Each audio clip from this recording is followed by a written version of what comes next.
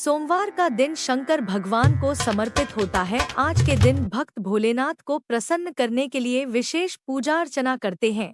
कुछ लोग आज के दिन व्रत भी रखते हैं ताकि शिव की विशेष कृपा प्राप्त की जा सके। बाबा भोलेनाथ के आशीर्वाद के लिए आप भी सोमवार का व्रत कर रहे हैं तो शिव व्रत कथा को पढ़कर या सुनकर इस उपवास को पूरा करें।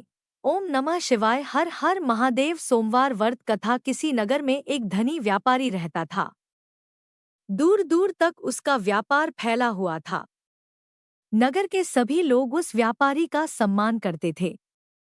इतना सब कुछ संपन्न होने के बाद भी वह व्यापारी बहुत दुखी था क्योंकि उसका कोई पुत्र नहीं था, जिस कारण अपने मृत्यु के पश्चात व्यापार के उत्तराधिकारी की चिंता उसे हमेशा सताती रहती थी।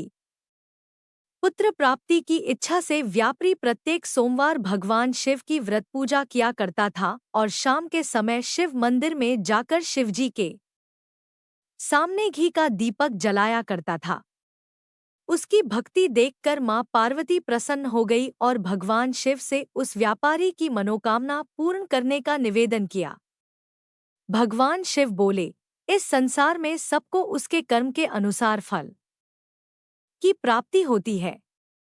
जो प्राणी जैसा कर्म करते हैं उन्हें वैसा ही फल प्राप्त होता है।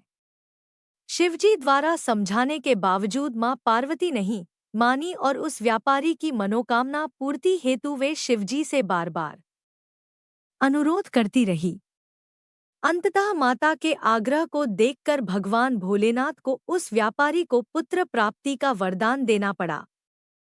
वरदान देने के पश्चात भोलेनाथ मां पार्वती से बोले, आपके आग्रह पर मैंने पुत्र प्राप्ति का वरदान तो दे दिया, परंतु इसका यह पुत्र 16 वर्ष से अधिक समय तक जीवित नहीं रहेगा। उसी रात भगवान शिव उस व्यापारी के स्वप्न में आए और उसे पुत्र प्राप्ति का वरदान दिया और उसके पुत्र के 16 वर्ष तक जीवित रहने की भी बात बताई। भगवान के वरदान से व्यापारी को खुशी तो हुई, लेकिन पुत्र की अल्पायु की चिंता ने उस खुशी को नष्ट कर दिया। व्यापारी पहले की तरह सोमवार के दिन भगवान शिव का विधिवत व्रत करता रहा। कुछ महीनों के बाद उसके घर एक अति सुंदर बालक ने जन्म लिया और घर में खुशियां ही खुशियां भर गई। बहुत धूमधाम से पुत्र जन्म का समारोह मनाया गया, परंतु व्यापारी को पुत्र जन्म की अधिक खुशी नहीं हुई क्योंकि उसे पुत्र की अल्पायु के रहस्य का पता था। जब पुत्र 12 वर्ष का हुआ तो व्यापारी ने उसे उसके मामा के साथ पढ़ने के लिए वाराणसी भेज दिया। लड़का अपने मामा के साथ शिक्षा प्राप्ति हेतु चल दिया। रास्ते में जहां भी मामा भांजे विश्राम हेतु रुकते, वहीं यज्ञ करते और ब्राह्मणों को भोजन कराते। लंबी यात्रा के बाद मामा भांजे एक नगर में पहुंचे। उस दिन नगर के राजा की कन्या का विवाह था, जिस कारण पूरे नगर को डोट सजाया गया था। निश्चित समय पर बारात आ गई, लेकिन वर का पिता अपने बेटे के एक आंख से काने होने के कारण बहुत चिंतित था। उसे भय था कि इस बात का पता चलने पर कहीं राजा विवाह से इनकार न कर दे, इससे उसकी बदनामी भी होगी।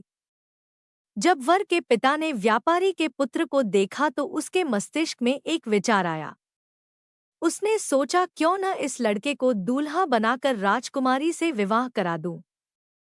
विवाह के बाद इसको धन देकर विदा कर दूंगा और राजकुमारी को अपने नगर ले जाऊंगा। वर के पिता ने लड़के के मामा से इस संबंध में बात की।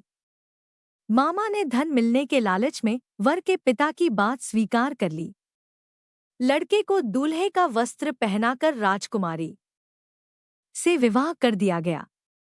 राजा ने बहुत सारा धन देकर राजकुमारी को विदा किया।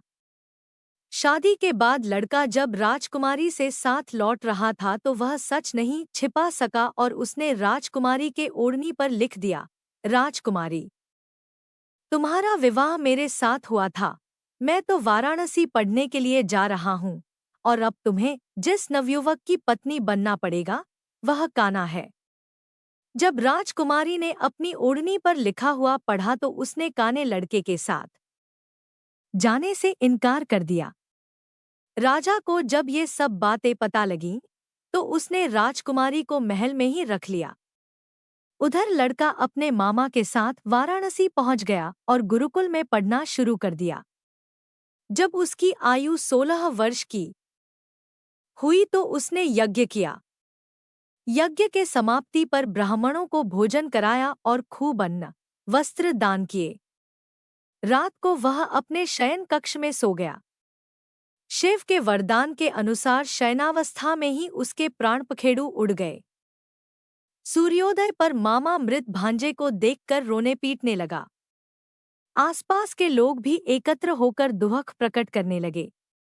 लड़के के मामा के रोने विलाप करने के स्वर समीप से गुजरते हुए भगवान शिव और माता पार्वती जी ने भी सुने। माता पार्वती ने भगवान से कहा, प्राणनाथ, मुझे इसके रोने के स्वर सहन नहीं हो रहे। आप इस व्यक्ति के कष्ट को अवश्य दूर करें। भगवान शिव ने माता पार्वती के साथ अदृश्य रूप में समीप जाकर देखा तो भोलेनाथ माता पार्वती से बोले, यह तो उसी व्यापारी का पुत्र है जिसे मैंने 16 वर्ष की आयु का वरदान दिया था। इसकी आयु पूरी हो गई है। मां पार्वती ने फिर भगवान शिव से निवेदन कर उस बालक को जीवन देने का आग्रह किया। माता पार्वती के आग्रह पर भगवान शिव ने उस लड़के को जीवित होने का वरदान दिया और कुछ ही पल में वह जीवित होकर उठ बैठा। शिक्षा समाप्त करके लड़का मामा के साथ अपने नगर की ओर चल दिया। दोनों चलते हुए उसी नगर में पहुंचे जहां उसका विवाह हुआ था। उस नगर में भी यज्ञ का आयोजन किया। समीप से गुजरते हुए नगर के राजा ने यज्ञ का आयोजन देखा और उसने तुरंत ही लड़के और उसके मामा को पहचान लिया।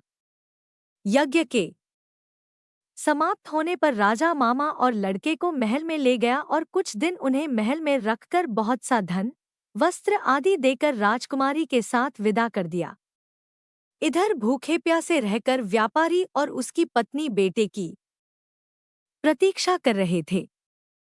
उन्होंने प्रतिज्ञा कर रखी थी कि यदि उन्हें अपने बेटे की मृत्यु का समाचार मिला तो दोनों अपने प्राण त्याग देंगे, परंतु जैसे ही उसने बेटे के जीवित वापस लौटने का समाचार सुना तो वह बहुत प्रसन्न हुआ।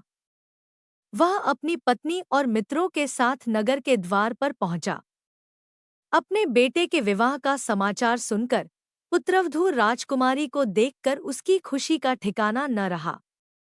उसी रात भगवान शिव ने व्यापारी के स्वप्न में आकर कहा, हे श्रेष्ठी, मैंने तेरे सोमवार के व्रत करने और व्रत कथा सुनने से प्रसन्न होकर तेरे पुत्र को लंबी आयु प्रदान की है। पुत्र की लंबी आयु जानकर व्यापारी बहुत प्रसन्न हुआ। शिव भक्त होने तथा सोमवार का व्रत करने से व्यापारी की सभी मनोकामनाएं पूर्ण हुईं।